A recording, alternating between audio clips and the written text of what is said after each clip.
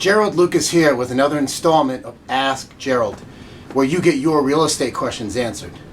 Today's question comes from Wilbur. Wilbur writes from Hawthorne, New Jersey.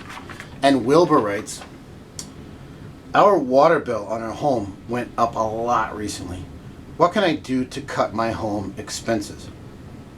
That's interesting, Wilbur. You know, my water bill and garbage collection bill went up a lot recently also.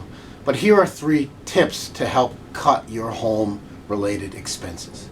The first tip is to buy light bulbs that have earned the Energy Star for energy efficiency. The second tip is to buy a programmable thermostat so that you're not paying to heat your home when you're not there. That'll certainly save a lot of money.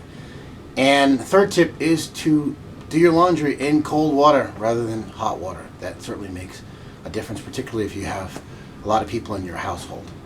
So thanks for your question, Wilbur. For more real estate information and tips, visit my blog at geraldlucas.com. I'm Gerald Lucas, and I'll see you again soon.